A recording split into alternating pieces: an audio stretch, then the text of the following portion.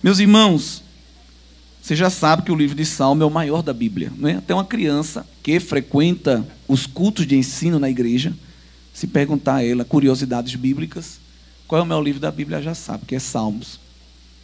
O livro que é considerado o inário dos judeus. O nome Salmo significa sons, né? Veio do latim. Significa sons, porque é o livro musical. Embora que, com o passar do tempo, nós não ganhamos a melodia, só ficamos com a letra. Letra inspirada e revelada pelo Espírito Santo de Deus, porque o livro de Salmos obviamente, está no cânon, é um livro inspirado.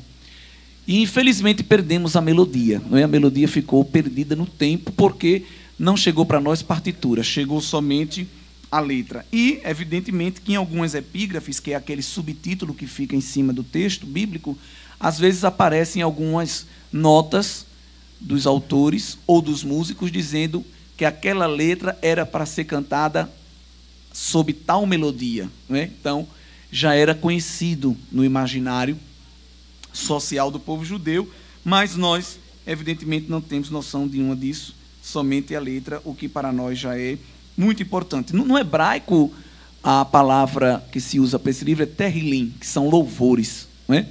E outras versões vão utilizar a palavra saltério, em relação também a esse composto, esse compêndio de músicas com melodias que eram utilizadas no louvor, geralmente ao som da lira ou o som da harpa, que são instrumentos bem parecidos, né? Quando nós falamos harpa cristã, na minha tem um desenho de uma harpa, não é? Oh, já está se apagando, mas a harpa, quando a gente fala de harpa, a gente pensa nessa. Mas a harpa é um instrumento parecido com a lira, um instrumento de corda, e nós sabemos que Davi era um exímio tocador desse instrumento. O livro demorou 700 anos para ser escrito, né? Do ano 1000 até o ano 300 a.C. 7 séculos ao longo da história, Deus foi usando pessoas para escrever, e é por isso que é um livro também recheado de contextos históricos, pois muitos dos salmos, das canções, elas foram feitas inspiradas em alguma situação, em algum evento, principalmente na história dos reis de Israel, ou também no exílio, não é? Tem salmos relacionados à ida ao exílio, à volta do exílio. Então, querida igreja, é um livro riquíssimo. São 150 capítulos e 2.461 versículos, embora que nos teólogos, né, não gostam de utilizar o termo capítulo, é número, né? Salmo de número tal, porque é um inário. São questõezinhas que no seminário o pessoal fica falando muito, mas não vai fazer muita diferença. Mas você vai ver que algumas pessoas mais entendidas, quando lê, não fala capítulo tal, fala número tal. Por quê? Porque é uma convenção dos teólogos, mas isso não vai mudar em nada o poder da palavra de Deus. Então, quase 3.000 versos. Então, é uma coisa recheada de conteúdo, não é? Quase 3.000 versos, quase 2.500 versos, tratando de revelação da parte de Deus para nós. O maior autor do livro de Salmo, que não é um livro composto somente de um autor, é Davi. 75 são de autoria dele, ou seja, 50% é de autoria de Davi. É um livro grande, então 75 hinos foram compostos por ele. O que faz todo sentido, porque Davi era músico, Davi era poeta e Davi era adorador. Então, Davi, quando não tinha o que fazer, compunha, né? E, evidentemente, muitas das suas composições vieram de horas de dor, de horas em que ele estava frente a frente com a morte, onde ele foi traído, onde ele foi perseguido, subjugado. Muitos momentos desse, ele extraiu da experiência inspiração para cantar. Quando pessoas às vezes dizem, não estou cantando não, porque estou triste. Aí é que ele cantava. E cantava a sua tristeza. E, evidentemente, a possibilidade em Deus de essa tristeza ser revertida em alegria. Então, Davi é um grande exemplo de adorador. Até se você quiser ver depois, primeiro livro de Samuel, capítulo 16, versículo 16 ao 23, mostra ele como músico.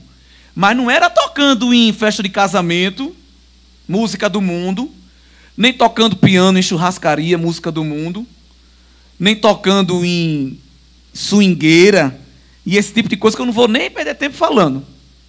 Era cantando e tocando na presença de Deus. É por isso que quando ele tocava e cantava, demônio ia embora.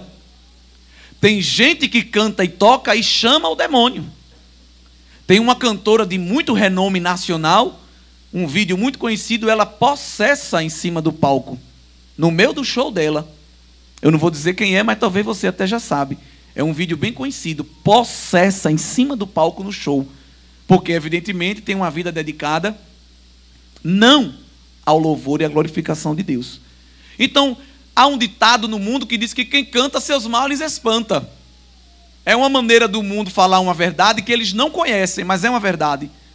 Porque como Deus habita no meio dos louvores, o que não presta vai embora quando a gente canta, não é? É por isso que às vezes você chega com a dor de cabeça, mas no meio do louvor Deus cura. A dor de cabeça vai embora. Alguém diz, eu não vou hoje não, que eu estou com dor de cabeça. Mas o adorador diz, eu vou. Com dor de cabeça ou sem cabeça eu vou. Aí no meio do louvor Deus diz, dó, vai embora porque meu servo está me adorando. E você recebe a cura no meio do culto ainda. Não é assim? É. Às vezes a cabeça está quente e você adora e a cabeça esfria. E Davi aprendeu isso. De maneira que aqueles demônios, aqueles espíritos maus que se apoderavam do rei Saul, saía quando Davi tocava a harpa e louvava ao nome do Senhor. Porque quando nós adoramos a Deus, tudo que não presta tem que ir embora. Não suporta, porque Deus se entroniza, Deus se apresenta, Deus manifesta a sua glória no meio do louvor e da adoração. Amém? Davi era poeta, segundo o livro de Samuel, capítulo 3, versículo 33 e 34, vocês vão ver essa verdade. Porque ele não só tocava o instrumento, como ele tinha inspiração para produzir letras e melodias que louvassem o nome do Senhor. E ele também era organizador de culto. Se tinha uma coisa que Davi sabia organizar, era culto. Tanto que ele vai deixar como herança para Israel uma organização litúrgica, uma organização sacerdotal, escala. Porque a obra de Deus sempre foi assim. Se não disser quem vai fazer, no final ninguém faz. Porque todo mundo pensa que o outro vai fazer e ninguém faz. É aquela história que eu falei aqui no começo do ano, na reunião de líderes de obreiros, lembra? Não é? Então é melhor fazer uma escala. Hoje é tu, amanhã é tu, viu? Hoje é o ágape, amanhã a comissão, amanhã é o DEG. Eu só quero saber uma coisa, é que todo dia vai ter alguém louvando. Era isso que Davi queria. Davi queria que sempre tivesse cantor e instrumentista, para que o louvor sempre chegasse diante de Deus. Então, de maneira muito organizada, ele faz isso. Primeiro livro das Crônicas deixa isso registrado, capítulo 15, verso 16. E o livro de Esdras, capítulo 3, versículo 10, nos mostra essa herança que ele deixou. Era uma alegria muito grande para Davi, então, ser um contribuinte, mesmo depois de rei, viu? Mesmo depois de rei. Ele adorava quando era um menino e adorava depois de rei. Porque ele dizia, não, agora eu sou rei. Me respeite, eu não posso ficar também dando muita glória a Deus, muita aleluia, para não mudar a minha postura. Depois de rei, ele até dançou. Né? Ele achou pouco o que ele fazer, ele ainda dançou. É evidente que não foi essas danças daí não, viu? Tinha nada de sensualidade, de nada disso. Foi uma dança com certeza espiritual. Também não foi uma regra, porque não vai ver na Bíblia ninguém mais fazendo isso, não é? Mas deixou ali marcada a sua vida como um grande adorador. Depois dele aparece também Asaf, com 12 salmos. Asaf também é um grande autor do famoso Salmo 73, que mostra que a prosperidade do ímpio é passageira. Os filhos de Corá são outros grandes autores desse livro, com 11 salmos. Salomão, que escreveu Provérbios, Eclesiastes, Cantares, também vai compor 2 salmos, que nós sabemos ser de sua autoria, e Moisés, um dos maiores escritores dos livros bíblicos, autor do Pentateuco, considerado também autor, possivelmente, do livro de Jó, foi também autor de um salmo, e você geralmente encontra isso na maioria das Bíblias lá na epígrafe, que são aqueles subtítulos que estão em cima do texto. Outros 50 salmos são anônimos. A Bíblia não nos revela quem eram, mas na eternidade a gente vai descobrir. Quando estiver lá nas bodas do Cordeiro, olha, está aqui o autor do salmo, cento e tanto. Ah, era você, rapaz, muito bonito. Aí foi o Espírito Santo que me inspirou, né? Será assim para a glória de Deus. O livro de Salmo é tão grande que ele é subdividido em 5 livros, certo? E esses 5 livros foram compilados pelos sacerdotes e pelos músicos. Como levou 700 anos para escrever, teve gente que morreu e não viu o seu hino lá na harpa. A harpa também é assim, não é? Tem gente que partiu para a glória e não teve a alegria, a honra de ver a sua canção na harpa. E hoje o Osso chega aqui e diz, esse hino é de autoria de fulano de tal. E aquela pessoa nem sabe que a igreja hoje aqui está cantando um hino que foi inspiração daquela pessoa. A mesma coisa foi o livro de Salmo. Mas os sacerdotes, os músicos, compilaram, usados por Deus, e isso chegou a ser o cânon sagrado. O livro 1 começa no número 1 e vai até o 41. O livro 2 vai do 42 ao 72. Eles têm um tamanho parecidos. O terceiro livro vai do 73 ao 89. O quarto vai do 90 ao 106. E o último e quinto vai do 107 ao 150. Aí, o que demarca esses 5 livros? Todos eles terminam com uma doxologia. É um nome bonito para bênção. Uma bênção na forma de louvor. Inclusive, em nossa igreja já vem congregações coral, doxologia.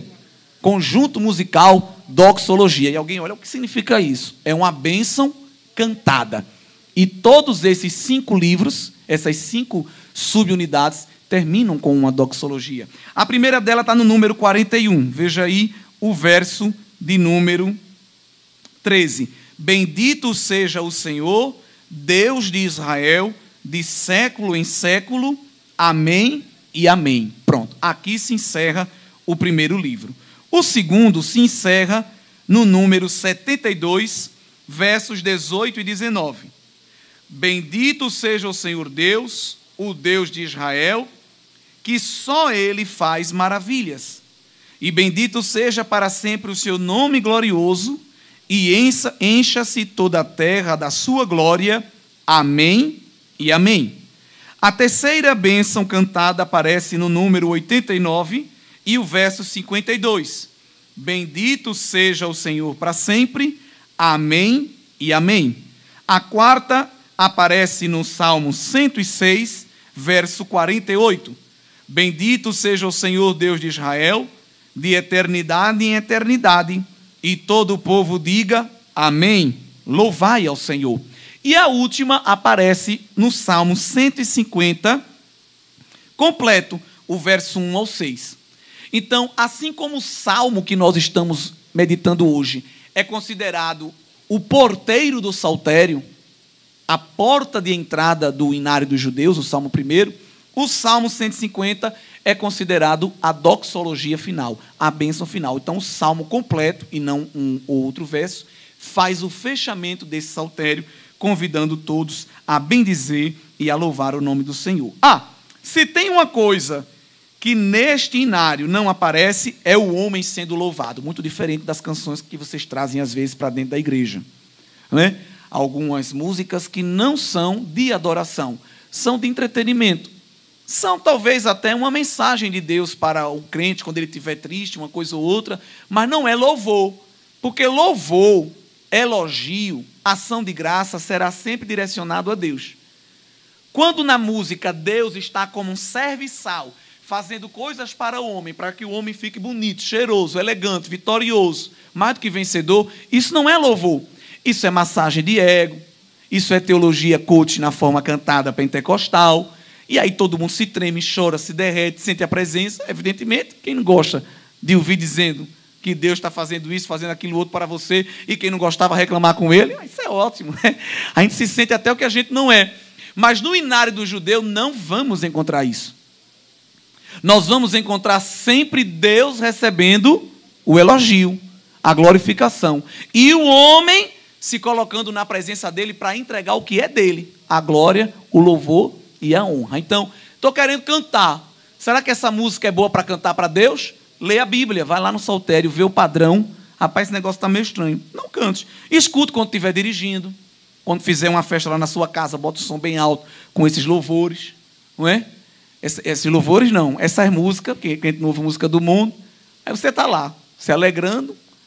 Mas, num ambiente de culto litúrgico, a gente tem que refinar o que a gente canta.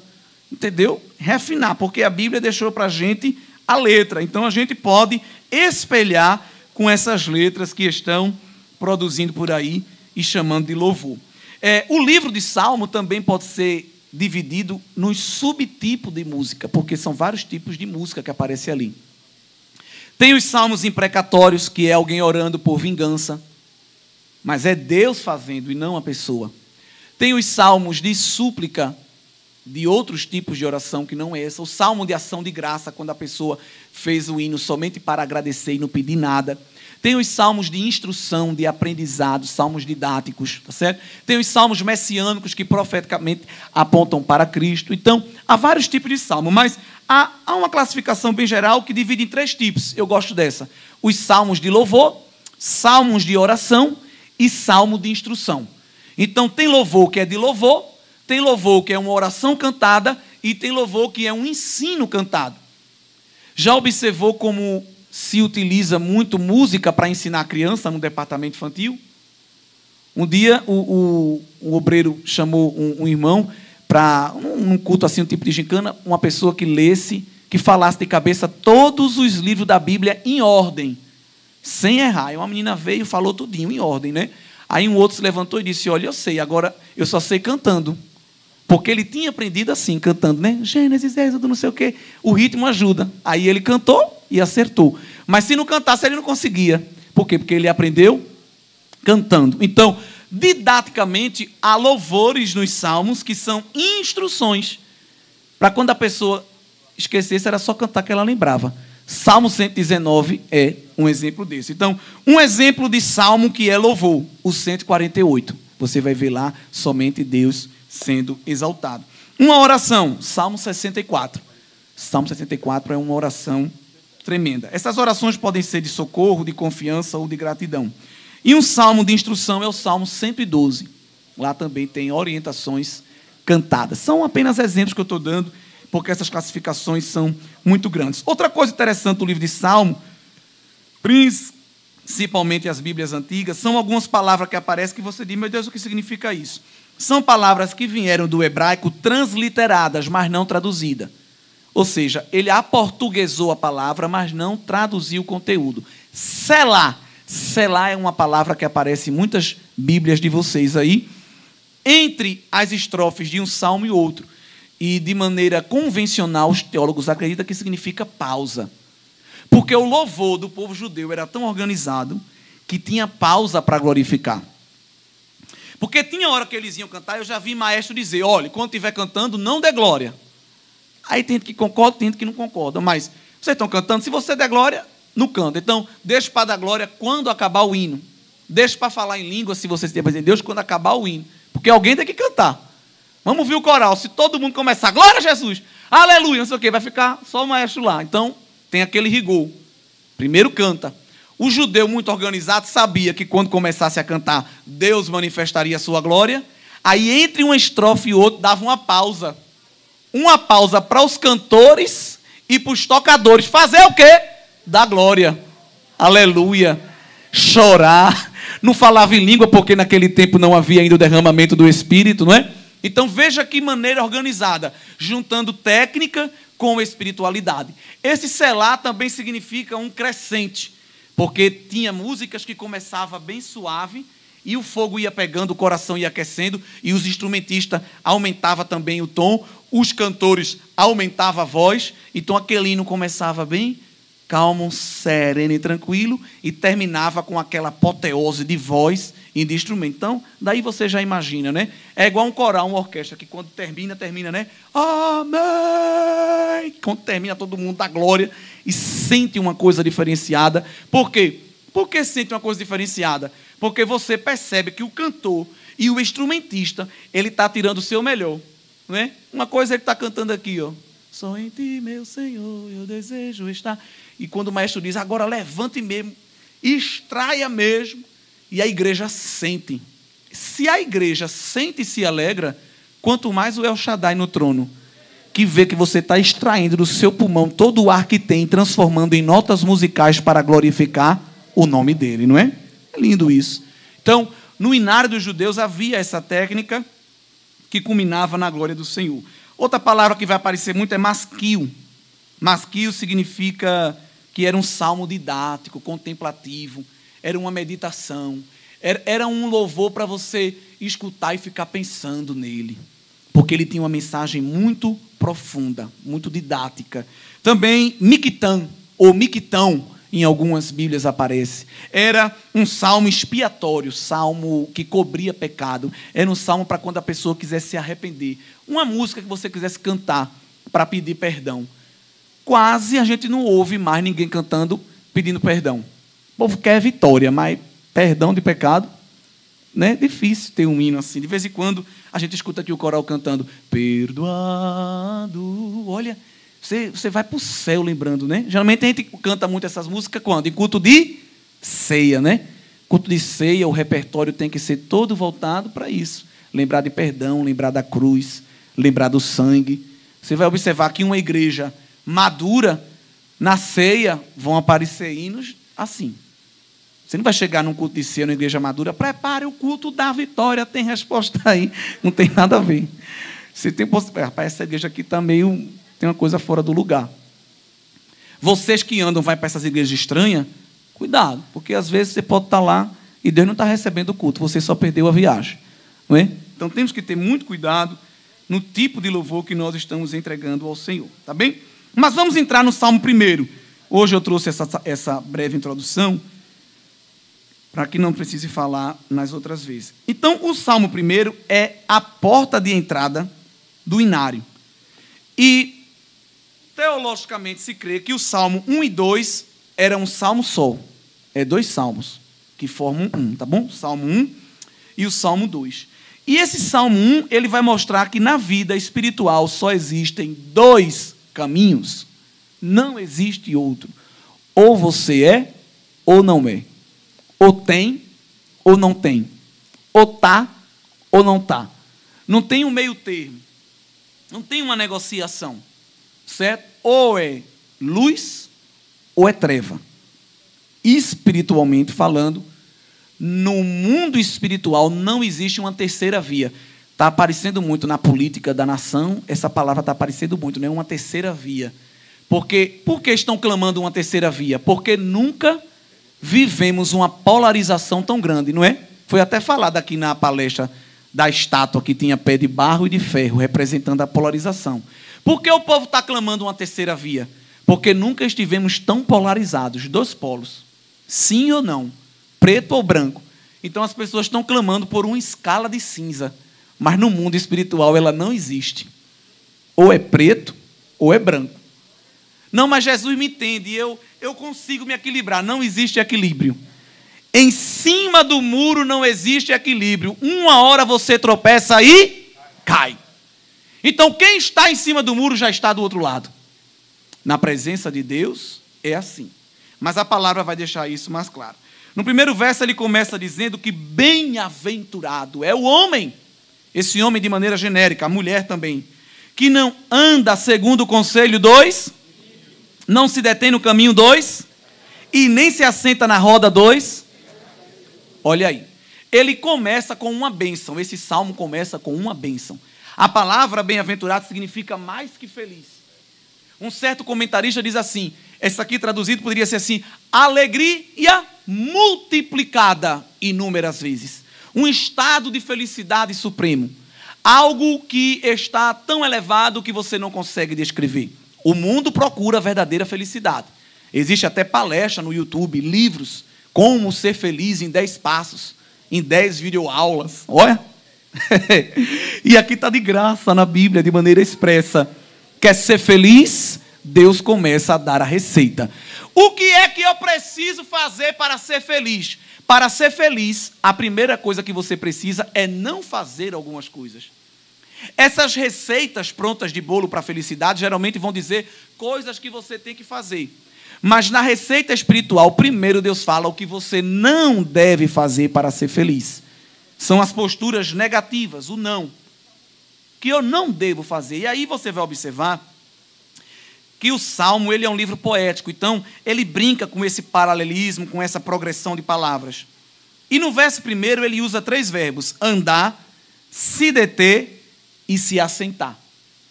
O homem que não tem Deus na vida, primeiro, o seu pensamento vai de acordo com o conselho do mundo.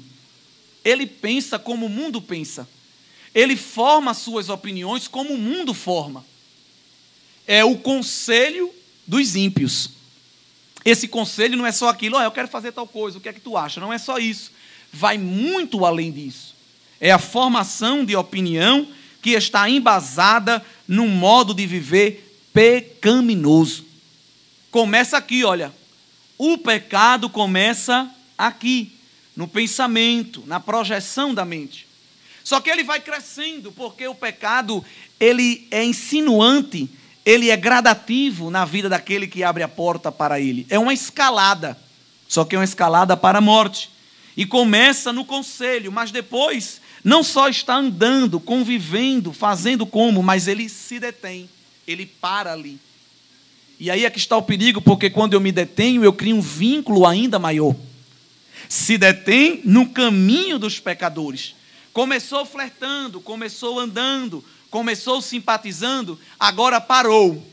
Parou para dar mais ouvidos, para concordar mais, para entender mais. E aí vem a terceira e mais perigosa ação: se assenta. Quando você ouvir dizer que alguém está assentado no pecado, é justamente porque ele está quase numa via irreversível. Porque não tem pecado que Jesus não liberte. Sim ou não? Sim. Mas uma pessoa que está andando no pecado é diferente de uma pessoa que está assentada no pecado. Para tirar ela do pecado vai ser muito mais trabalhoso, porque a sua mente já está cauterizada. Ela já está com a mente insensível para os estímulos do Espírito Santo. Se acha dona da verdade.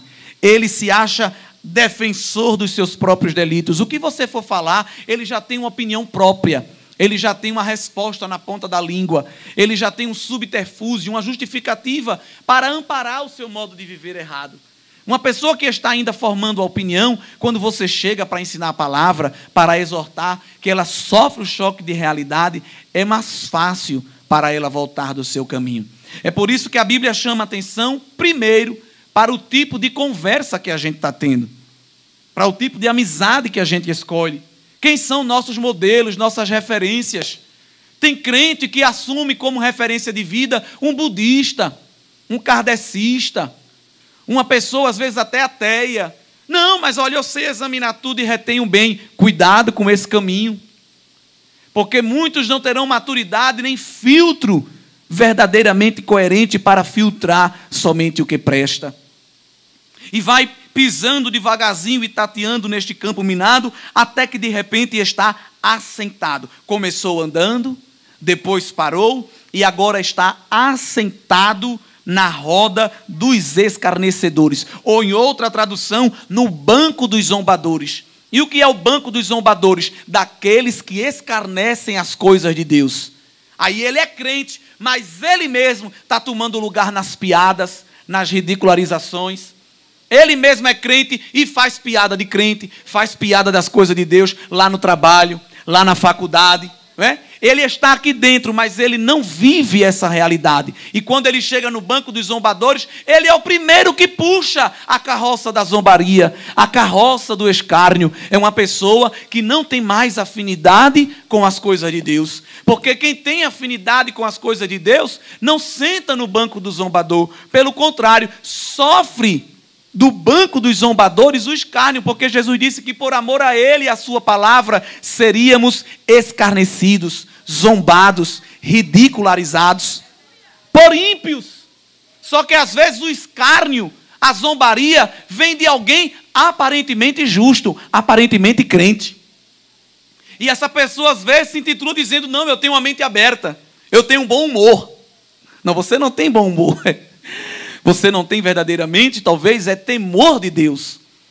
Porque das coisas de Deus não se escarnece. E as pessoas que entraram por esse caminho descobriram que não tem volta. Lembram-se do cantor Cazuza? Quando, até Bertoldo, não foi direito, estava lembrando disso? Quando puxou um trago de cigarro no show e disse: Deus, esse aqui é para ti. O que aconteceu com ele? Definhou e morreu. Lembra do construtor do navio Titanic? Que disse: nem Deus afunda esse navio. E o navio afundou, virou até filme e ganhou muito Oscar. Numa pedra de gelo, numa pontinha da pedra de gelo. Lembram de Tancredo Neves? Que disse, nem Deus me impede de assumir o trono. E Deus disse, não, meu filho, tu não vai assumir não, vem para cá, que vai ficar o teu vice.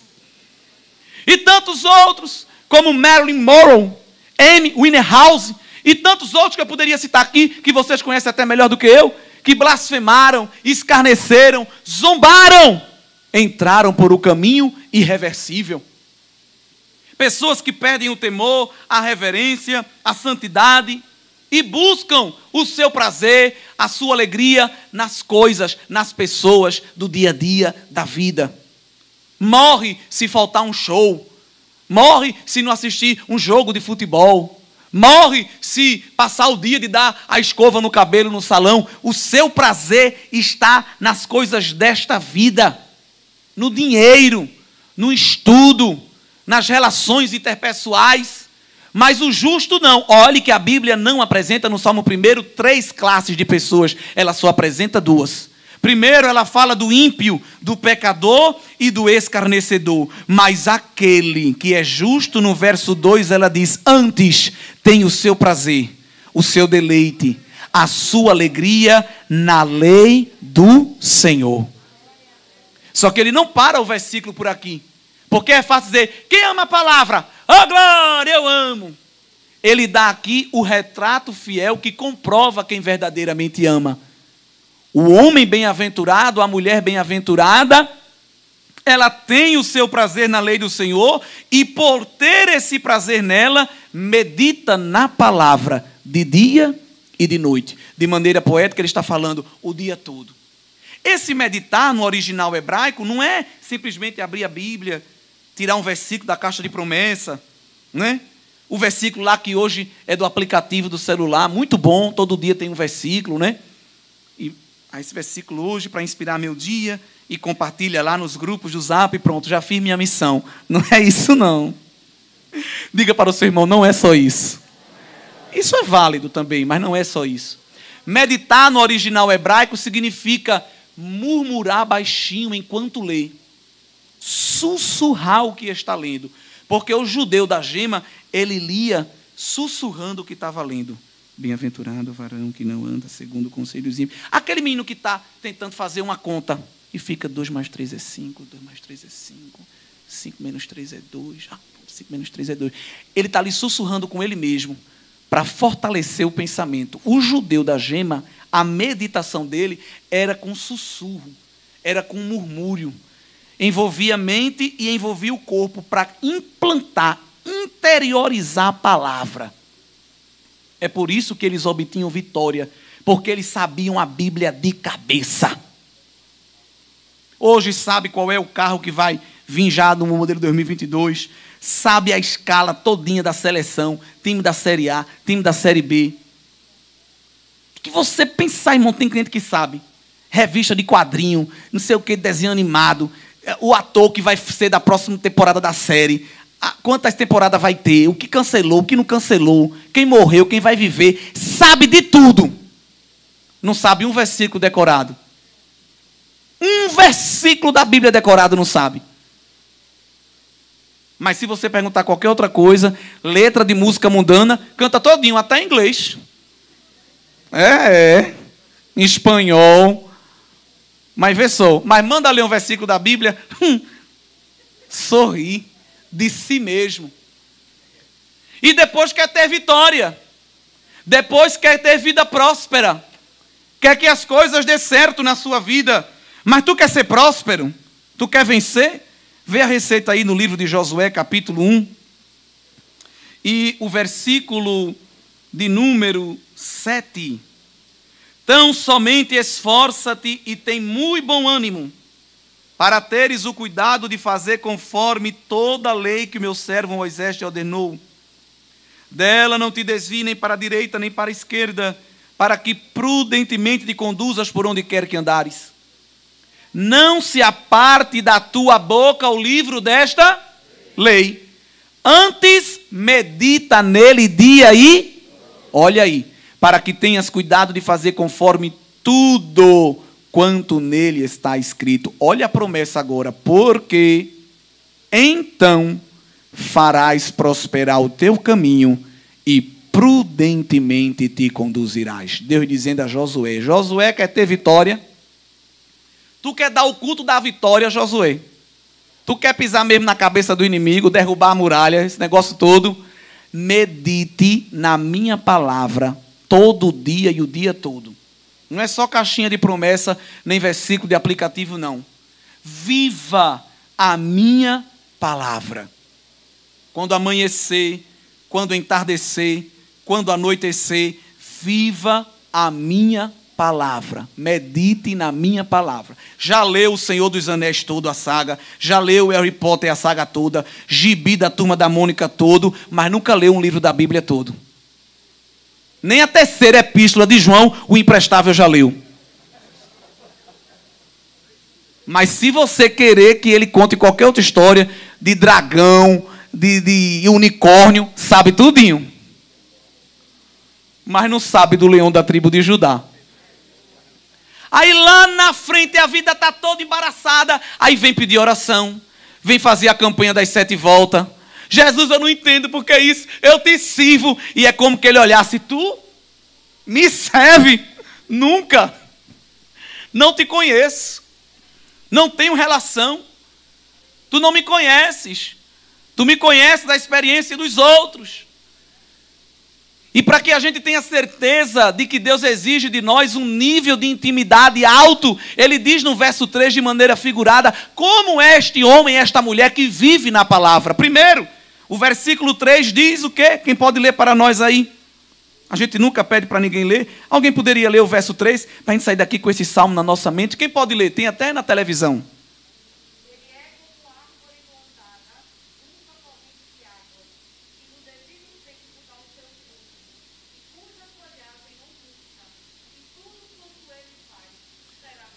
Olha aí que bênção.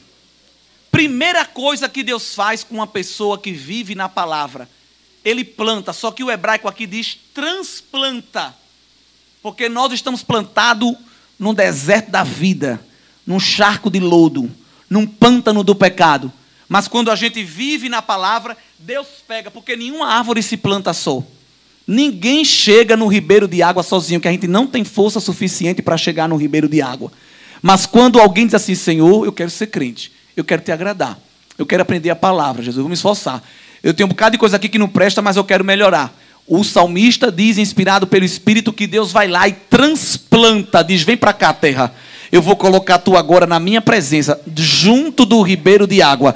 O deserto da vida é muito grande, mas a tua raiz vai estar sendo regada dia e noite e dia.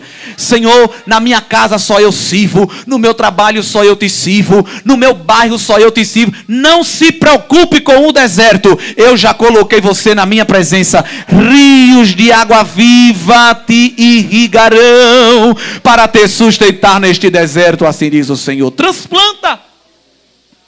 Você estava só no charco de lodo, mas o Senhor nos transportou das trevas para a sua maravilhosa luz. As outras plantas, disse Jeremias, são aqueles que não confiam em Deus. São como tamargueira no deserto. Aquela planta do cerrado que tem o seu caule todo troncho, porque o solo, ele não é um solo rico. Mas o crente que está plantado no solo da riqueza espiritual, o mundo fica confundido porque todo mundo está seco, mas quando olha para ele, sua folha não murcha. Menina, é tanto problema, é tanta coisa, é tanto vai e vem, mas tu está sempre verde. Tu está sempre com os teus galhos bonitos. Sempre um sorriso estampado no rosto. A alma chora, mas o sorriso estampado reflete a glória. Por quê? Porque a raiz está recebendo água. O mundo não vê, porque a raiz está enterrada. E o compromisso de Deus é com a tua raiz. Porque Deus não se preocupa com a aparência. Deus trata logo é com a alma, né? Quem trata com o corpo é salão de beleza, mas com a alma quem trata é Jeová. Vem, alma, recebe a minha presença, recebe a minha graça, alma, recebe força, alma, e a água da presença de Deus vai subindo pelo tronco, vai chegando nos galhos, deixando tudo verde, e quem passa de longe diz: é crente, é espiritual, é homem de Deus, está no ribeiro, porque medita na palavra dia e noite. É diferente. É diferente. Acorda o dia e não vai ler minutos de sabedoria, nem vai ouvir o que Dalai Lama disse, nem vai ver o que é que o signo do zodíaco diz, se Saturno está alinhado com Júpiter. Pode estar desalinhado tudo. Eu quero estar alinhado no ribeiro de água viva, na presença do Todo-Poderoso El Shaddai. Não vou sair de casa hoje com verde, porque Saturno está alinhado com Urano e a cor boa hoje é amarela. Aí sai com amarelo, eu acho é bom, dá tudo errado. Aí volta para casa e diz, então eu vou botar verde no resto do dia, dá tudo errado de novo. Vou romper ano de branco, porque esse ano vai ser um ano de paz. É o ano que mais sofre luta. Vou romper de amarelo, porque esse ano vou ter dinheiro. É o ano que fica com mais dívida. Mas quem está plantado junto ao ribeiro, a folha nunca murcha. Nunca murcha. Nunca murcha. De dezembro a dezembro, de manhã a manhã, de segunda a segunda, de verão a verão, de tempo em tempo, a folha está verde, porque ele está na presença do ribeiro de água viva, Jesus de Nazaré. É diferente. Ele dá o seu fruto na estação própria. Esse fruto aqui é o fruto do Espírito. Porque ninguém dá fruto para si, dá fruto para o outro. O crente que não está na presença de Deus, qualquer desaforo já é um motivo de briga para ele. Qualquer cara feia ele desanima. Qualquer piadinha ele desiste. Tudo para ele é uma confusão, tudo é um problema. Briga no sinal, briga na fila do banco, briga na padaria. E é crente, viu? Mas ninguém sabe o que ele é, só ele. Porque quando alguém tem a oportunidade de descobrir que ele se denomina crente, diz misericórdia. Eu sou mais crente do que ele, eu já ouvi alguém dizer isso. Tá amargueira velha. Não tem fruto para dar. Por quê? Porque está na sequidão do deserto. Fala de Deus e o mundo, só não fala dele, nem dela. Fala de todo mundo. Não perdoa, rancoroso, orgulhosa, vaidosa, prepotente, mal-humorado. Árvore seca. Mas quem está no ribeiro de água, Gálatas 5, 22 e 23, ele tem o fruto do Espírito na estação própria. Quando chega a guerra, ele produz paz. A irmã estava me contando hoje que, fazendo uma reforma dentro de casa, o vizinho chegou gritando com ela, só não chamou ela de filha de Deus, mas todo o pacote ela teve direito. Gritou bem alto, quase mata, e ela só ouvindo. O senhor terminou? Terminei, ainda não, ainda tem mais. Tem. Quando não tinha mais o que falar, ela disse, terminei, bem calma. Olha o fruto na estação própria. Né? Às vezes a carne diz, tu vai ficar calado. Faz alguma coisa, grita também, cospe na cara dele, bota o dedo no olho. Não, tem fruto na estação própria. Quando ele terminou, ele disse, terminou. Olha o crente. O crente é diferente. Primeiramente eu quero lhe pedir perdão. Quero dizer ao Senhor que errei. Olha, sei que terminou o homem gritando. Que só... No final quem pediu perdão foi o homem. Não, quem vai pedir perdão sou eu. Faça o seguinte, faça a reforma todo dia, toda hora. Eu tiro o que eu disse, eu vou lhe ajudar pelo contrário. Fruto na estação própria. Quando Deus abençoa, tem o fruto da gratidão. Quando os males vêm e tudo diz não, ele produz o fruto da fé. Tu vai morrer, vou nada. Jesus falou comigo, é como Paulo no navio. Um naufrágio muito grande e todo mundo dizendo, vamos morrer. E Paulo disse, vai morrer ninguém. Ninguém morre. Porque um anjo apareceu para mim, olha o fruto na estação própria. E disse que ninguém morre porque eu tenho que chegar diante do imperador para pegar a palavra. Olha, irmão, estou na minha, não estou mexendo com ninguém. Agora, se mexer, eu não responsabilizo por mim. Você não é crente. Você ainda não é crente. Você tem que vir no culto de domingo à noite, lá na frente, levantar sua mão e aceitar Jesus. Porque você é frequentador de igreja, você não é salvo. Porque quem está junto do ribeiro de água, ele tem fruto do Espírito na estação própria. Ele sabe lidar com o elogio, sabe lidar com a crítica, sabe lidar com o aplauso, sabe lidar com o empurrão. E ele não sai do lugar. Alguém empurra, balança, tá? Mas ele está ali, ó, plantado. Quem não está plantado, só está posicionado, primeiro o peteleco cai. Mas quem está plantado, nada derruba. Eu tenho raiz.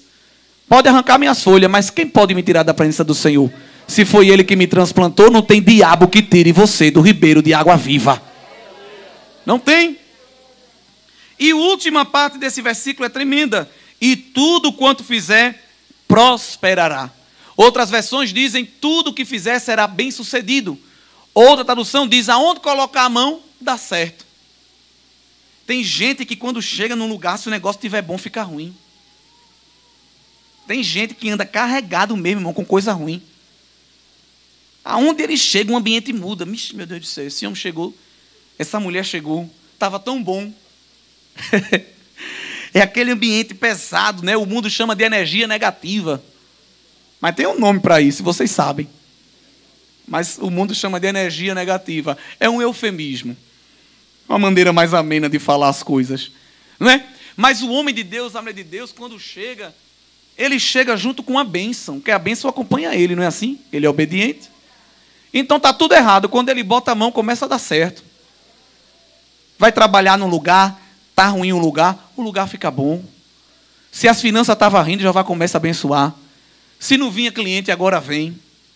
Não é assim? O povo só vivia doente, agora todo mundo está com saúde. O povo só brigava, agora todo mundo é alegre. Por quê? Porque ele tem a bênção de Deus na sua vida. A bênção de Deus segue o obediente. Eu vou para ali, que ali tem um manto que quando dá as 7 voltas da marcha, a bênção cai. Não cai, quem vai cair é você de tontura. Porque o obediente, a bênção, pergunta a Jeová, me manda a localização dele. Aonde é que ele está? Ele está ali, ó. Vou lá, Senhor, ao encontro, não é? Mandarei que a bênção vá ao teu encontro. Deuteronômio 28, Deus fez compromisso com o obediente. Bem-aventurado quem medita na palavra dia e noite, porque onde colocar a sua mão, prosperará. Está dando errado? Direto? É porque tem alguma coisa fora da vontade de Deus. Porque se tiver na vontade de Deus, Deus faz compromisso, irmão, e abençoa para mostrar que evidentemente Ele se agrada daquilo. E quando Ele diz que tudo prosperará, chama a atenção de muita gente que quer a promessa, mas não quer o compromisso. Não é?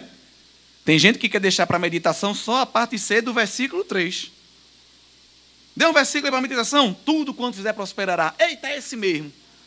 Quer a promessa, mas não quer o compromisso. Né? Quer a bênção, mas não quer o relacionamento com o abençoador.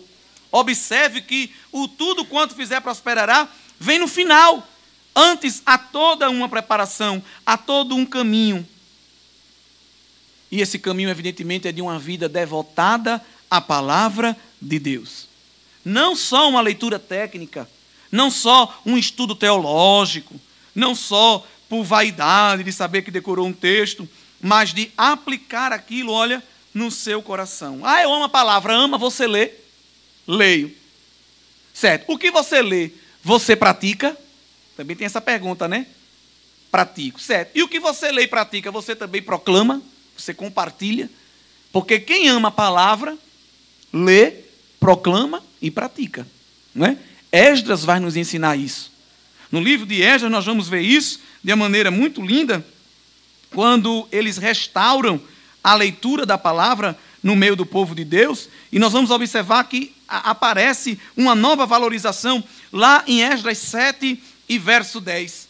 Porque Esdras tinha preparado o seu coração para buscar a lei do Senhor. Olha, buscar a lei com o coração, não era só com a inteligência. Porque ele amava, ele queria botar o sentimento do povo de desejo pela palavra. Mas não é só amar. Ah, eu gosto tanto da palavra, acho tão bonito o irmão pregando. Não, não é só isso, não. Né? A continuação do texto diz que ele também tinha preparado o coração para cumprir a palavra. Então tem que amar e tem que praticar. E não só ficar na nossa esfera pessoal, mas também para ensinar em Israel os seus estatutos e os seus direitos. Proclamar a palavra. Crente que sabe piada de Ari Toledo, de Costinha, mas não sabe dizer para uma pessoa um versículo, explicar um versículo. Lá no trabalho, um crente pergunta, rapaz, como é esse negócio da volta de Jesus? Rapaz, é um negócio meio complicado. Eu só sei crer. Que história é essa, irmão? Não me manda explicar, não. Eu só sei crer, vou entrar lá pela fé. Tu não vai nem entrar. Desse jeito, vai nem entrar. Né? Acha que servir a Deus é isso. Perde uma oportunidade tremenda de dar um culto e doutrina no trabalho. Porque às vezes alguém não vem para a igreja, mas tem fome. Aí revela essa fome lá no ônibus. Lá quando está comprando cebola, chuchu. Lá quando está abastecendo o carro. Às vezes uma oportunidade tremenda. Uma pergunta que alguém faz. Como é esse negócio? Oxe, agora. Senta aí que eu vou te contar. Mas não sabe, não lê. Aí diz assim, não, eu vou dar um número do meu pastor. Já recebi tanta coisa assim. Vou lhe dar um Instagram do meu pastor, que ele vai lhe explicar, que ele sabe isso aí. Quando eu, olha, porque uma pessoa me deu seu número, para tirar essa dúvida, eu digo, e foi. Bom saber que ela não sabe. Mas não foi daqui, não. Crentes que não têm nenhum conhecimento bíblico, mas quer ser vencedor. Quer estar em posse de vitória. Tiver um tambor tocando, dizendo que Jeová vai dar vitória, ele é o primeiro que chega, abre até a igreja. Mas não tem nada de Deus na vida. É moinha que o vento espalha. E aí nós entramos no versículo 4. O que é a moinha que o vento espalha? Já falei aqui em um culto. É aquela casca que não tem substância e é levada pelo vento. É o fruto da debulha. É o fruto da colheita. Ele não tem estrutura. Então, qualquer saculejo da vida, ele vai embora. Então, enquanto o negócio está bom, ele ainda está por aqui. Mas quando as coisas se apertam, desaparece. Porque não suporta as ventanias, os vendavais. Crente não tem medo de vendaval. Nem tem medo de maremoto, de ondas gigantes, porque a sua casa está firmada na rocha. Pode bater bem muito aí. Pode fazer muito barulho, onda. Daqui a pouco a maré baixa, tu volta para o teu lugar. E eu vou continuar no mesmo lugar, na rocha. Porque todo sofrimento é passageiro. Toda luta é passageira. Ela tem que terminar uma hora. Por quê? Porque vai vir outra.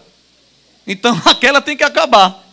Quando você estiver numa luta, dê glória que ela vai acabar, porque já tem outra preparada.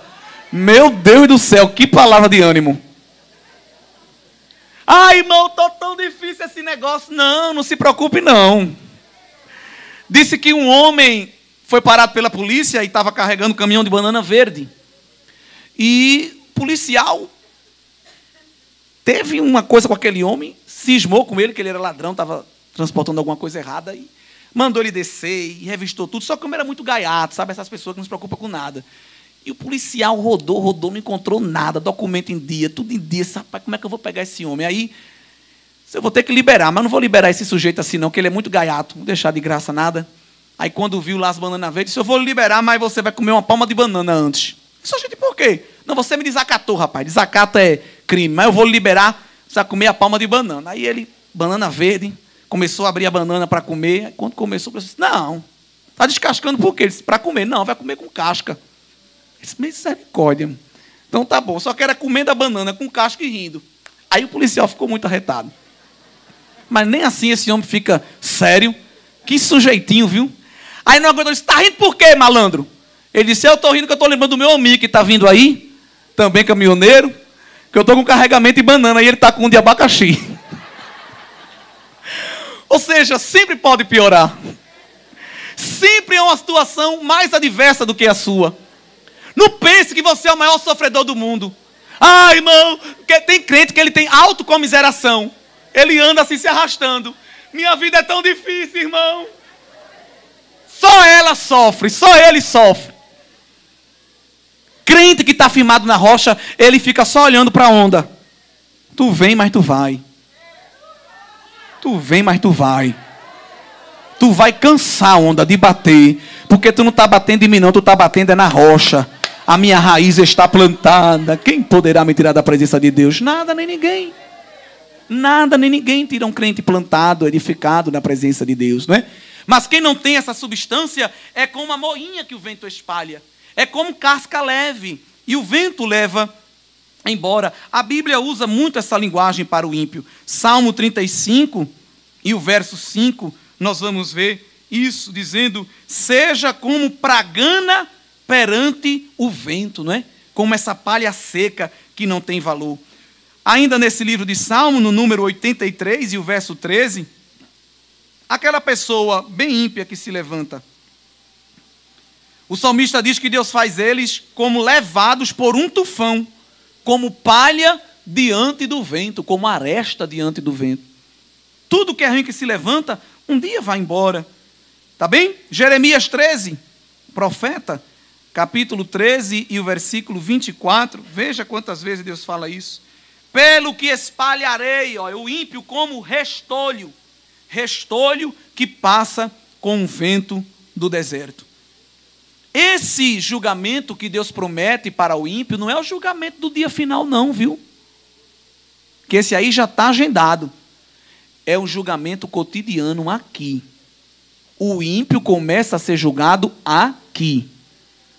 A última parcela ele vai pagar no juízo final, mas ele começa aqui. Tem um homem muito rico, um dos homens mais ricos do Brasil, foi preso, porque depois descobriram que a riqueza dele era ilícita. Alguém que hoje está nos seus iates, alguém que hoje está comprando até ilha, vai ter que pagar tudinho de volta.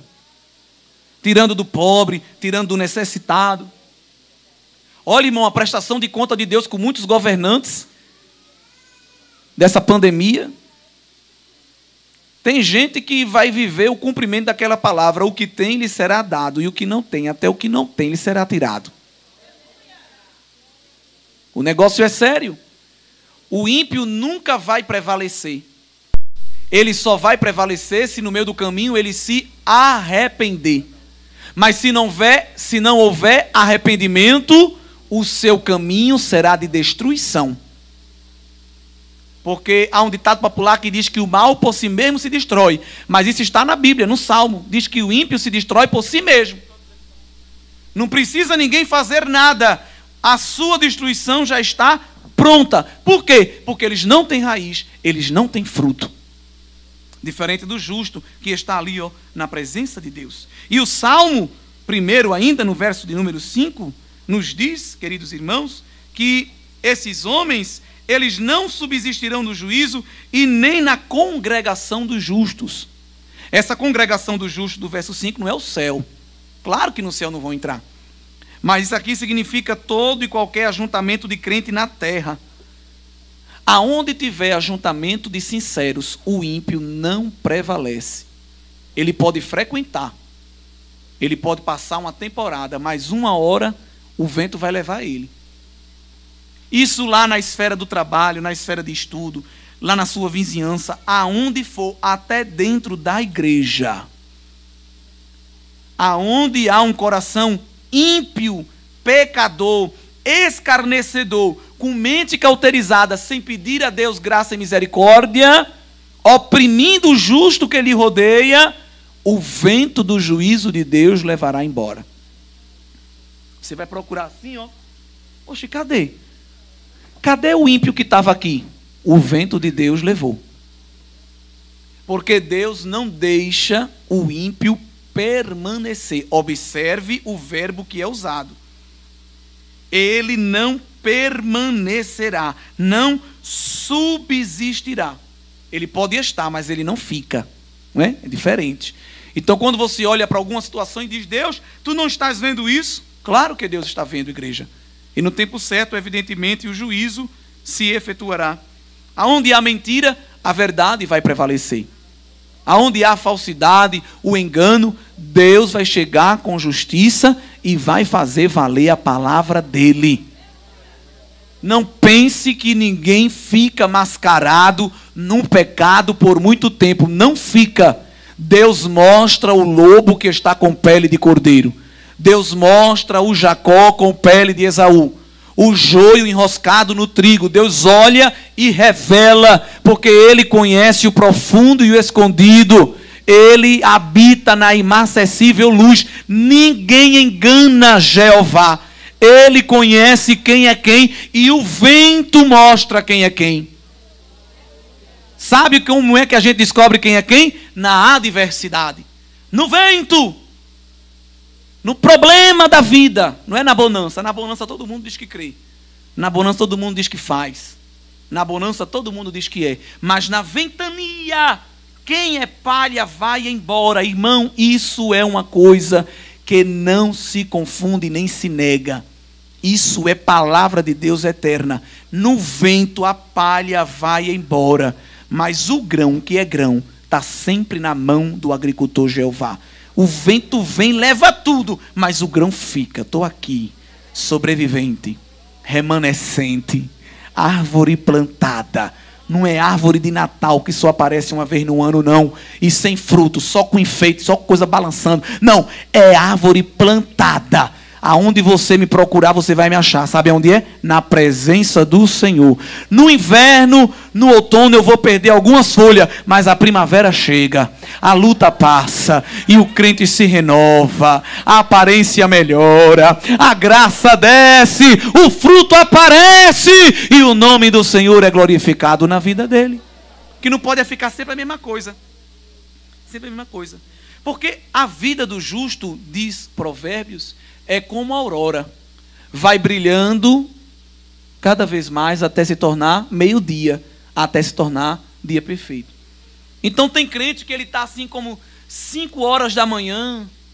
Você está assim, não sabe se é luta ou se é vitória, se é bênção ou se é maldição. Mas se ele está na presença de Deus, vai melhorando. O que não pode é estar uns 5 horas da manhã, quando você olha já está tudo escuro de novo. Que negócio é esse? O negócio estava bonzinho. Não é assim. A vida do cristão é uma melhora. Vai ser cercada de lutas, mas ela vai a cada dia crescendo, melhorando, se aperfeiçoando, moral, espiritualmente. Porque ele está na luta, mas o espírito dele está bem. Não é aquele crente oscilado. Uma hora ele está no mistério, está no poder. Outra hora você tem que pegar ele e dizer, menino, tu é crente? Não. Ele está cansado, está chorando, está sofrendo. Mas quando você conversa com ele, você leva uma injeção de fé dele. Não é você que dá nele, não. Ele é que lhe dá uma injeção de fé. Porque é justo. Está melhorando a cada dia. Há pessoas não, que são uma oscilação tremenda. Uma hora o galho está verde, outra hora está descampado. E a culpa é de todo mundo, menos dele. É fulano que não me ligou, é ciclano que não me visitou, é ciclano que não me deu um abraço, é beltrano que não me deu uma palavra, ciclano que não disse que eu sou bonito, que eu não sou mais do que vencedor. A culpa é de todo mundo, menos dele e dela. Principalmente nessa pandemia, muita gente que é palha se enfraqueceu e depois disse, não, foi fulano que não me regou, foi ciclano que não veio, botou um adubo. Então tu não estava plantado. Porque quem está plantado, o vento está passando e está tudo no mesmo lugar. Está tudo no mesmo lugar. Com aplauso ou com pedrada, com adubo ou com erva daninha querendo sugar o nutriente, mas está todo mundo no lugar. Jesus, olha, nessa ventania caiu umas folhas, mas manda a tua seiva aqui, coloca as coisas no lugar. Jesus, grande foi a luta, eu me arranhei, mas passa aqui o teu bálsamo, porque eu quero ficar bem, mas está no lugar. Um galho se quebrou, mas está no lugar. Está lá no lugar. Um fruto caiu, levou uma pedrada, mas ele está no lugar. Tudo que faz prospera. A folha está sempre verde e na estação própria ele frutifica. É isso, o tempo mostra quem é crente na presença de Deus. E por fim o salmista diz que Deus conhece o caminho do justo. Esse conhecer no hebraico significa que Deus se relaciona. Deus tem intimidade com o justo. Deus olha para o justo e diz, eu conheço. Aí me adora. Não fale aí não mexa não, aí é meu. Eu sei que aí me busca. Tu não vê não, mas eu vejo que ela ora, que ela fala, como ele canta. Tu vê na igreja, mas eu vejo em casa. Eu vejo quando está dirigindo. Eu vejo quando está tomando banho, que tem crente adorador, até no banho da glória. Toma banho sentindo a presença de Deus. Eu já recebi palavra para pregar, tomando banho, irmão. Sentindo graça de Jesus, morando no prédio, e depois me lembrando, eita, o vizinho está tudo vindo, eu chorando, dando glória, falando em língua, eu digo, eu vou até diminuir. Mas palha seca, nem num culto como esse ele sente graça de Deus na vida. Palha, tem anjo subindo e descendo, tem laço sendo quebrado, tem corrente sendo despedaçada, tem taça de ouro subindo com oração, mas ele é palha e não sente nada. Não produz nada, não vive nada, reclama do culto, reclama da pregação, reclama do calor, reclama do frio, reclama da cadeira, reclama de Deus e o mundo, porque é palha. Mas quem é árvore plantada está no rio, e Jeová irrigando, e ele sentindo a presença. Chegou cansado, veio do trabalho, às vezes não jantou, era para estar com a cara mais feia do mundo, mas é árvore plantada, e Jeová está irrigando, e a folha está verde, a folha está verde na presença de Deus. Porque palha é seca,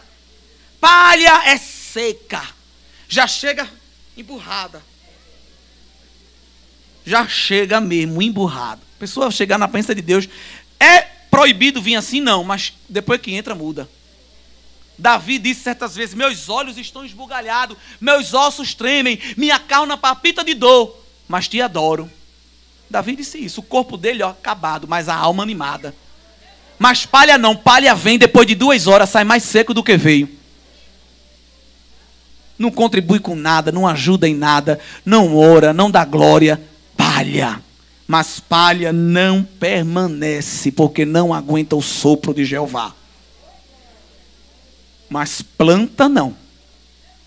Planta que é planta, está junto do ribeiro. E ela não está preocupada com o que estão pensando, com o que estão achando, com o que estão dizendo. Eu estou preocupada que Jeová está me visitando todo dia, na raiz. Mulher, cadê tu? Rapaz, cadê tu?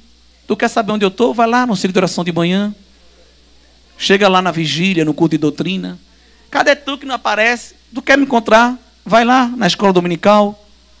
Chega lá no campo, lá no ponto de pregação, tu vai me ver. Palha. Agora tu é que ninguém vê, porque tu é palha. Tu só vive, tu só vive no tufão de vento, para lá e para cá, e não termina em canto nenhum. Porque palha roda, roda, roda, e não termina em canto nenhum. Mas planta não. Planta leva a cacetada, leva a ventania, leva a serra elétrica, leva a querosene para destruir, leva tudo. Mas depois ela continua lá sendo regada na raiz. Pronto. Tu que vai embora, cão, mas eu vou ficar aqui no meu lugar, dando glória, dando aleluia, servindo a Jesus. Amém, igreja? Deus conhece o caminho do justo, mas o caminho dos ímpios perecerá. Deus não tem nada com o ímpio. Deus olha para o ímpio e diz, eu não te conheço não. É por isso que o ímpio não pode reivindicar nada a Deus, somente perdão pelo pecado, se quiser se arrepender. Não é? O ímpio não vai fazer uma oração para Deus mover céu e terra, porque Deus não tem compromisso com ele. Mas o justo sim. O justo diz, Deus, veja isso, Deus. Aí ele olha assim da terra, e o anjo diz, que foi, senhor? Não, meu servo ali, Vá lá, anjo. É assim que acontece. Eita Deus. Tem oração que nem termina, oração de justo. Às vezes nem termina, você sabia disso? A Bíblia revela isso. Vai, anjo, senhor, vá lá. Quem é ele? Ali é meu servo, é justo, está plantado. Ele está pedindo isso, isso, isso, vá lá e leve. Porque os anjos servem à igreja. E você está lá, Jesus, liberta Pedro, Senhor. E Deus, anjo, meu filho, ele não mandou nenhum exército, que não precisa. Quem precisava de exército era o carnal do Herodes. Jeová resolve com um anjo. Que Herodes era tão fraco que precisava de 16 soldados para prender Pedro. Jeová precisava só de um anjo para libertar. É bom servir a Deus ou não é? Anjo, meu filho, vá lá na penitenciária e liberte Pedro. E anjo, a gente sabe, né? Anjo não fica debatendo com Deus. Ordem é ordem. Só diga o lugar, Jesus, que eu vou lá fazer. Porque se anjo fosse crente, mas Deus está vendo não. 4 homens algemados com ele. Tarefa difícil, Deus. Manda pelo menos Deus para me ajudar. Eita! Tem tanto crente aprendendo a ser crente, irmão. Tem tanto crente precisando aprender a ser crente. Acho Deus, só eu. Tudo sou eu. Nunca você vai ouvir um anjo falando isso. E o anjo chegou. Bora, Pedro, te levanta. Para dar sinal de que Deus estava agindo, já chegou soltando a algema. Porque os soldados ficavam algemados com ele. Se ele se mexesse, o soldado acordava. Aí Jeová disse, tire logo a algema dele, para ele se levantar. Se arruma, Pedro, bota o cinto, bota a roupa. Porque tinha justo orando lá em casa. Deus, liberta Pedro. Deus, faça um rebuliço lá na prisão. Faça alguma coisa, Deus. E Pedro se arrumando. Você já viu alguém fugir de penitenciária se arrumando? Mas Pedro era justo. E o anjo disse, se arrume. Ajeite o cinto, a gravata, está solta. Bote tudo no lugar. Bote a capa. Calce ao percata. Tenha pressa não, Pedro. Sobre mim te afargue me canarachaia. Deus conhece o caminho do justo. E agora que tem uma porta? Oxe, a porta é automática. Quando a gente chega lá, ela se abre. E a porta se abriu, Pedro lá do outro lado. E o justo em casa, Pedro, liberta Pedro! E Pedro já estava andando, irmão, na calçada do presídio, já indo para casa. E a igreja, Deus! Pedro, Deus! O caminho do justo Deus conhece, igreja. Levou Pedro para a casa da irmã, Pedro chegou e grande foi o culto de ação de graça. E o ímpio? O ímpio não prevalecerá. Aí Deus fez o quê com quem mandou prender Pedro? O que foi que Deus mandou fazer? Misericórdia. Atos 12. O que foi que Deus mandou fazer com Herodes, irmão? Matou. E que morte, hein? Comido de bicho. Foi rapidinho assim, ó, para tu aprender que o ímpio não permanece na congregação do justo. A palavra de Deus, ela é tremenda porque ela é nua e crua. Ou é ou não é. Ou tá ou não tá. Ou faz ou não faz. Ou é ímpio ou é justo. Ou tá plantado ou é palha seca voando. Mas se quiser se arrepender, Deus, Ele ouve e perdoa. É por isso que o salmo seguinte, o de número 2, agora ele se vira para as nações. Porque no salmo 1 ele fala com os indivíduos. E no salmo 2 ele fala com as nações. Esse salmo é lindo, ele é dividido em 4 estrofes. Verso 1 ao 3, verso 4 a 6, verso 7 ao 9 e 10 a 12. 4 estrofes de 3 versos. E no primeiro ele diz assim: por que as nações fazem reuniões e planos mirabolantes para se levantar contra o Senhor e o seu ungido? Aqui é considerado um salmo messiânico. Nós vamos ter vários salmos na Bíblia que profeticamente apontam para Cristo, então são chamados de salmos messiânicos. De maneira histórica, eles se cumpriram na vida de Davi, mas de maneira escatológica se cumpriram também na vida do Senhor Jesus. E aqui ele está falando do rei terreno, mas também está falando do rei espiritual, que é o Senhor, dizendo que as nações fazem conselhos para se levantar contra o Messias. São os reis se levantando contra o rei. Nações fazendo planos maquiavélicos para se rebelar. E no verso 3 eles diz: rompamos as suas ataduras e sacudamos de nós as suas cordas, ou as suas algemas, as suas ligaduras. Aquele povo que quer viver uma falsa liberdade, porque não suporta as restrições de uma vida santa. Não, eu quero ser livre, eu quero ser uma pessoa folgada, viver à vontade. Porque o mundo diz que a gente não é livre, mas na verdade nós é que somos livres. Porque Jesus tirou o jugo da escravidão e trocou por um jugo suave. Nós temos um jugo, mas o jugo é suave. Por quê? Porque a gente não faz o que a gente quer, faz? Faz não. Assim como o escravo lá do pecado não fazia o que quer porque era aprisionado ao pecado, hoje nós somos livres. Mas livres de quem? Do pecado. E servimos a quem? A Jesus. Carregamos o jugo dele. Só que o jugo dele não é um jugo de opressão, é um jugo bom. Você já viu alguém carregar fardo sorrindo? É o crente. Está indo para onde? Ah, irmão, estou vindo da consagração e estou indo visitar ali 4 irmãs. Dando glória para Jesus. O cobrador de ônibus lá trabalhando, está lá, irritado. Que hora que esse negócio acaba? O plantonista, seja lá qual for a profissão que tiver, já vai trabalhar, pensando na hora de largar. Talvez você sofra isso no seu trabalho também. Se é um trabalho que você não gosta. Já sofri isso, é muito ruim. Você já começa a segunda pensando na sexta-feira. É uma luta. É uma luta. Já começa o trabalho pensando na hora que ele vai acabar. E é o dia todinho resmungando, reclamando. Aquelas velhas piadas quando se encontra com alguém no corredor para falar da hora de largar, falar da sexta-feira, falar do feriado, e que não sei o quê. Bababá. Às vezes arruma uma doença e bota um atestado, né? Que o crente não faz isso. Ou não é para fazer. Né? Mas bota lá um atestado que era para ser de 3, bota de 10. Não tem saúde, mas tem saúde para ir na empresa deixar o atestado. Olha só. Um encarregado que recebe um funcionário que veio trazer o atestado, ele está dando o atestado dele mesmo. Dizendo assim, meu Deus do céu, como é que é isso? Não tem saúde para andar, mas veio trazer o documento. É aquela pessoa que não tem prazer no serviço. Mas o crente não, ele serve com alegria. Ele sai a campo animado. Ele vai visitar um enfermo animado. Ele vem para a vigília animado. E não sai como quem sai de uma boate. Trêbado, embriagado, caindo, com o tamanco na mão. Ele sai Depois de 10 horas orando, mais animado do que chegou. Flutuando, como a gente saiu daqui sexta-feira, sábado. Sai daqui sapateando no fogo, como diz o pentecostal, não é? Alguém chega da boate e acabado. O crente chega da vigília pegando o céu com a mão, pronto para dar glória a Jesus, para servir mais a Jesus. É assim que é. Porque Jesus foi para o Getsemane e chegou com a alma amargurada de morte, mas saiu do Getsemane consolado. E não foi por enfermeira não, Deus mandou anjo. Assim como Deus mandou anjo no deserto, se viu o café da manhã da consagração que Jesus fez, ele mandou o anjo consolar Jesus na oração do Getsemane, irmão. Jesus chegou no jardim acabado, Jesus homem, mas saiu renovado. Indo para o matadouro, mas confiante. Quem é que vai para a morte? Equilibrado. E Pedro, quando puxou a espada, vou matar. Calma, precisa não. Estão procurando quem? Sou eu, Jesus.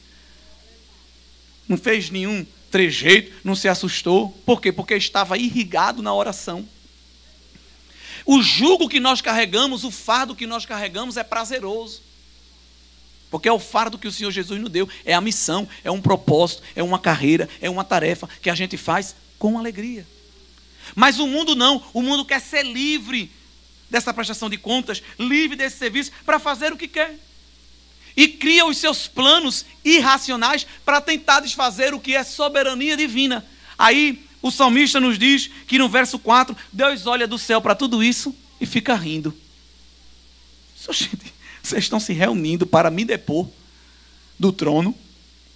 É como um exército de formiga querer derrubar o dono da casa. Uma reunião de formiga no quintal. Ué, vamos se juntar para pegar o dono da casa e derrubar ele? Como? São aqueles que se levantam querendo destronar Deus. Vamos acabar com esse negócio de Deus? Aí Deus olha e se ri. E no versículo 6 diz, ei meu filho, vocês não vão tirar ele do trono não, porque quem ungiu ele fui eu. Eu ungi o meu rei sobre o monte Sião. Aqui é Deus Pai falando de Jesus. Esse negócio de Jesus, Bíblia na escola, cruz, Estado é laico. Não vamos falar nada disso. Vamos empurrar a ideologia de gênero, um bocado de coisa na cabeça da criança. Vamos tirar a Bíblia, Jesus, cristianismo. Não adianta. Quem pode tirar Jesus do trono? Ninguém. Porque se fechar a porta aqui, abrirá uma porta lá. Se dentro da escola não puder pregar, Jesus vai levantar pregador no meio da rua e o menino vai para a escola ouvindo a palavra. Ninguém pode impedir o avanço do reino de Deus. Ninguém pode impedir o trabalhar de Deus. Ele diz, eu firo e eu saro, eu mato e eu faço viver. E quem poderá fazer escapar das minhas mãos? Ninguém.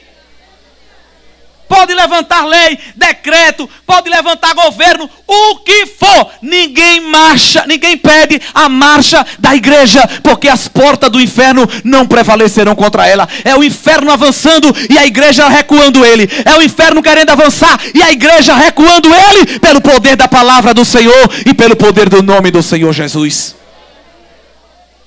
Um dia na confraternização de carnaval, eu era da superintendência e lá no setor do Ibura, ali, viu, Marlin?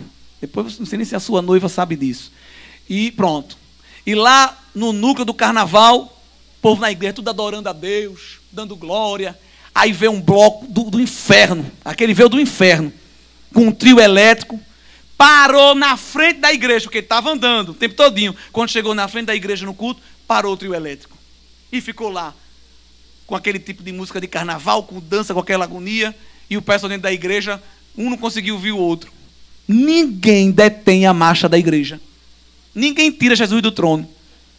Aí ele mexeu, foi na casa do maribondo.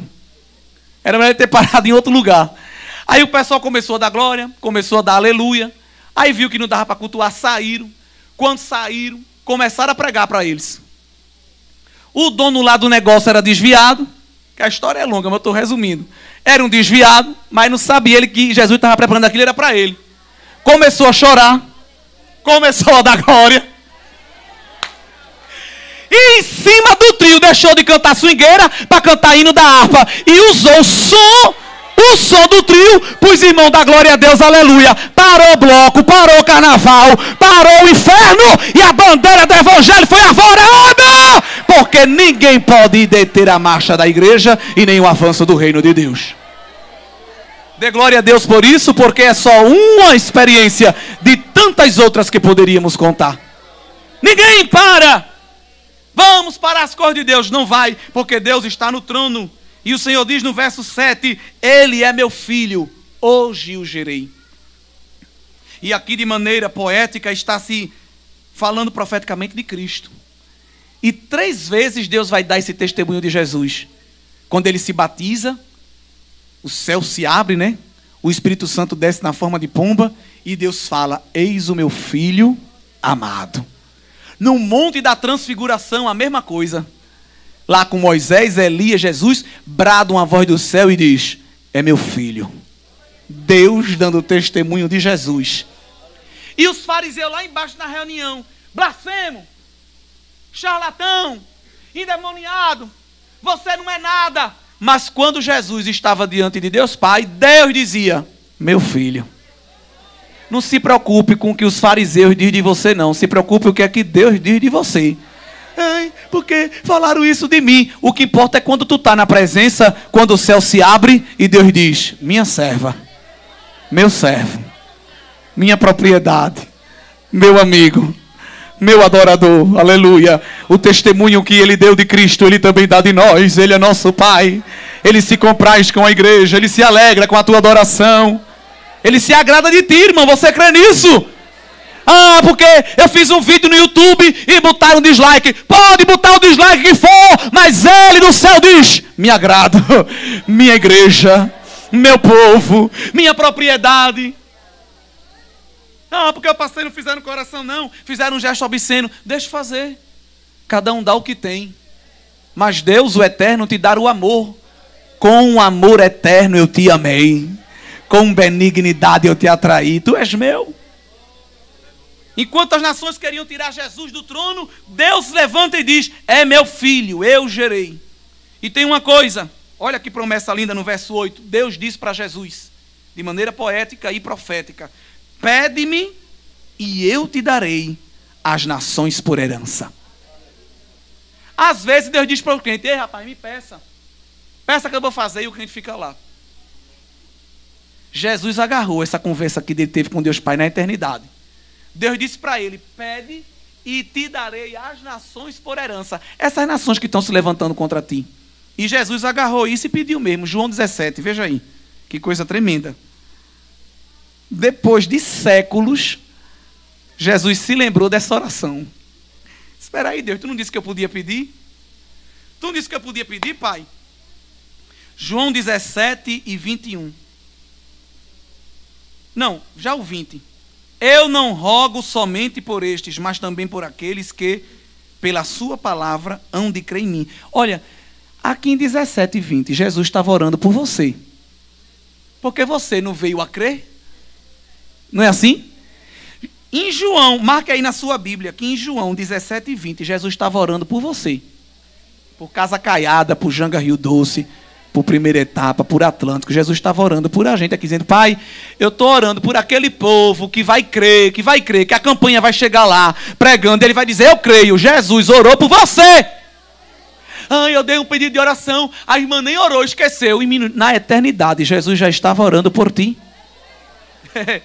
Pai, te peço por eles, no verso 21, para que todos sejam um, como tu, ó Pai, o és em mim, e eu em ti, que também eles sejam um em nós, para que o mundo, ou em outras traduções, para que as nações creia que tu me enviaste.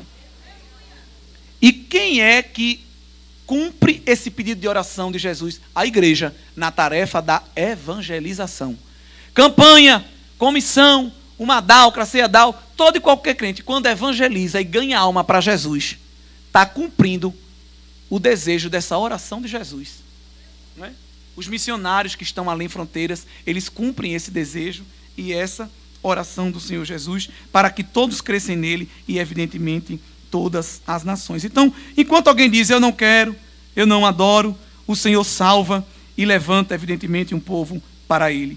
E finalizando, esses que queriam se levantar contra o Senhor, Deus vai dizer, ei, eu vou te encher de tanta autoridade que tu vai esmigalhar, falando para Cristo, os povos ímpios, como com uma vara de ferro, se despedaça vasos de barro. E isso aqui vai aparecer de maneira também repetida, profética, no livro de Apocalipse, capítulo 2, versículo 26 ao 28, capítulo 12, versículo 5, e no capítulo 19, versos 15 e 16. Jesus vai voltar com vara de ferro, mas essa vara é a vara do governo, é a vara do apacentador. Ele vai governar as nações, e nós já estudamos isso, que é o reino. Não vou nem dizer qual é o momento da história, como se dá o nome desse período, que Jesus vai vir governar as nações junto com a igreja? O milênio. Então não vou nem me aprofundar nisso, porque eu já cumpri essa minha missão com vocês, tá bem? E aí, no verso de número 10, ele se dirige para as nações poderem se arrepender. Agora, ó reis, vigiem, sede prudentes, se deixem instruir.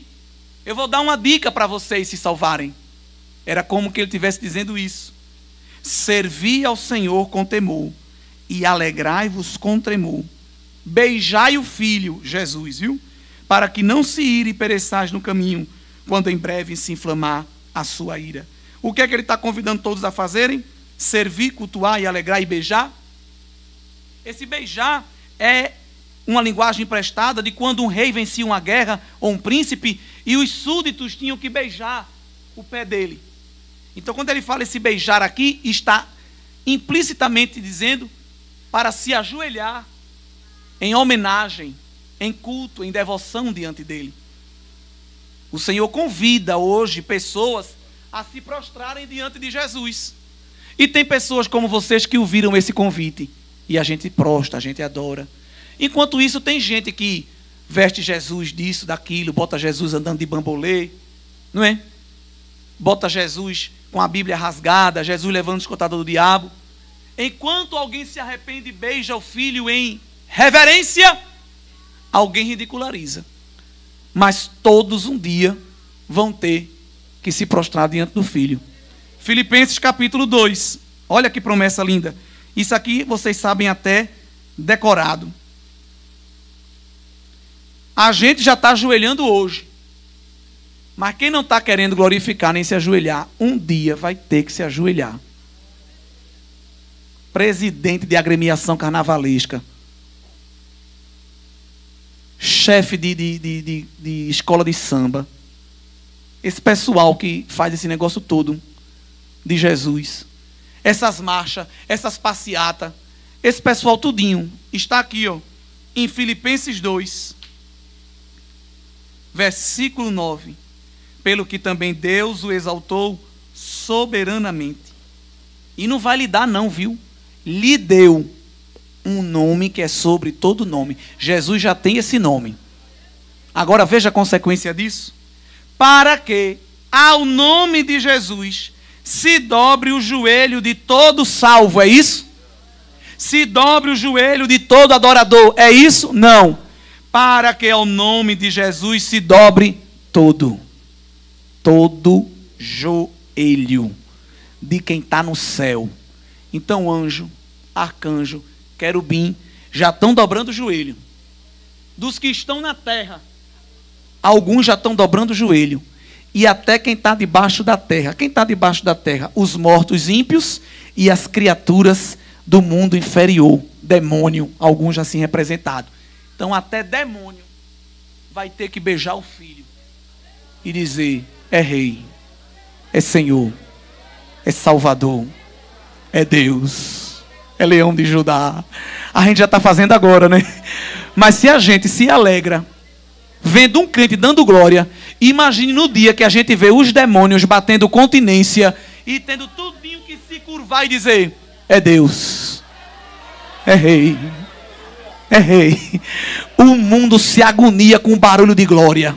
Se uma pessoa gritar gol, ninguém acha ruim. Mas quando a gente dá um glória, é fanático. Pois esses que não gostam, a gente vai ouvir eles também dizendo: glória, aleluia, exaltado seja o nome dele. Eita, tu crê?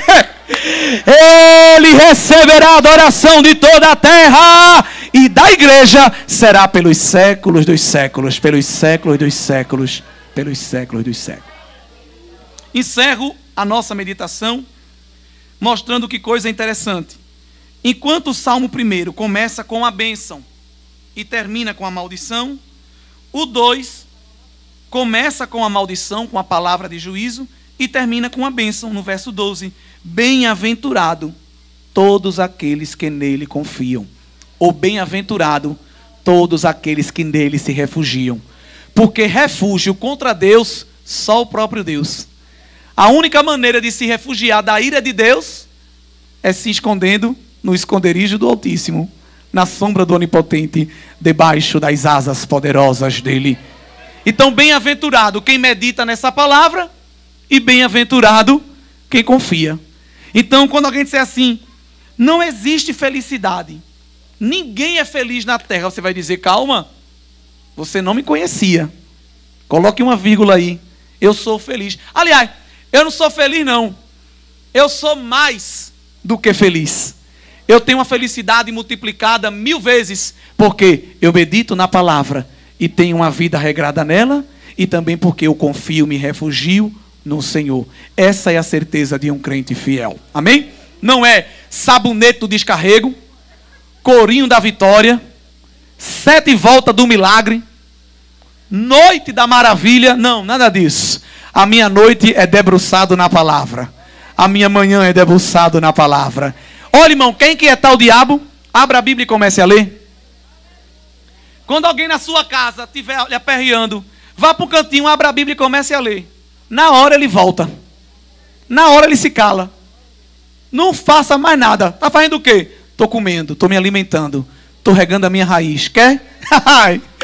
Recebe a receita e põe em prática, porque o Senhor vai guardar a tua vida, vai guardar a tua alma e te vai fazer prosperar em nome de Jesus. Amém?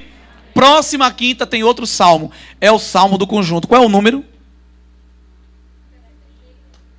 63. Então, quinta que vem, a gente vai pular do 1 e 2, por causa do ágape, e vai para o 63, que foi o tema da festa. Veja que salmo bonito, viu? O verso 3. Porque a tua benignidade é melhor do que a vida, os meus lábios te louvarão. Então, esse é o tema do conjunto. Amém? Diga-se comigo. Crente justo tem uma aparência boa. Pronto. Vá para casa com isso gravado na sua mente, viu? Quando você vê um crente assim meio emburrado, negócio meio assim estranho, chega assim no ouvido dele e diz, tá precisando ler um pouquinho a Bíblia, viu sim? Tu tá meio seca. Ô irmão, tá precisando ser regado pelo Ribeiro de Deus. Volta da glória, volta a cultuar, volta a viver na palavra, porque Deus quer restaurar a tua vida espiritual. Amém?